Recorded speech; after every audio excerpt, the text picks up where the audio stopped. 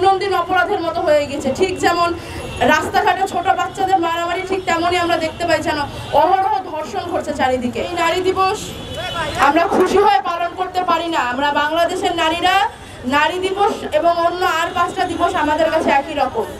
প্রত্যেক দিন সমাজের সকল শ্রেণী পেশার নারীদেরকে যে ধরনের পাশবিকতার মধ্যে দিয়ে যেতে হয়, এইটার স্বীকৃতিও সমাজ ঠিকঠাক মতো দেয় না। এবং আজকে আপনারা আসিয়ার দিকে তাকান, আসিয়ার ঘটনা কিন্তু একমাত্র না, গত কয়েকদিন ধরে এবং আজকেও এরকম ঘটনা দেখা গিয়েছে যে 4 বছরের একটা বাচ্চা মেয়ে। ধর্ষণ আমাদের সমাজে একটি দৈনন্দিন অপরাধের মতো হয়ে গেছে। ঠিক যেমন রাস্তাঘাটে ছোট বাচ্চাদের মারামারি, ঠিক তেমনই আমরা দেখতে পাই যেন অহরহ ধর্ষণ ঘটছে চারিদিকে।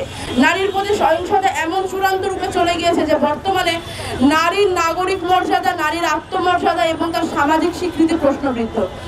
এনসিপির পক্ষ থেকে আমরা বলতে চাই, জাতীয় নাগরিক পার্টি এনসিপি নারীর সকল ধরনের মানবিক মর্যাদা, নাগরিক মর্যাদা স্বীকৃতি দেয়, স্বীকার করে এবং আমরা দলীয়ভাবে বিশ্বাস করি যে নারী এবং পুরুষ সমাজের সমান সুযোগ এবং অধিকার পাওয়ার যোগ্য।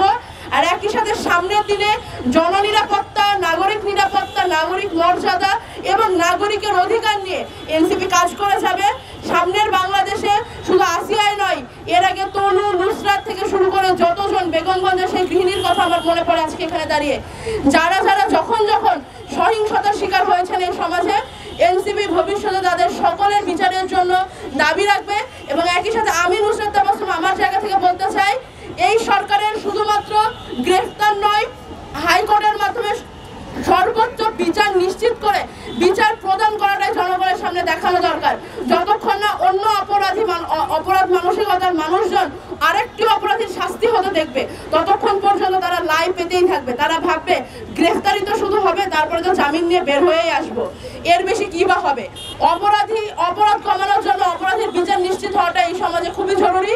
আজকে আমি এখান থেকে জানাতে চাই, আগামীর বাংলাদেশের নারীর নিরাপত্তা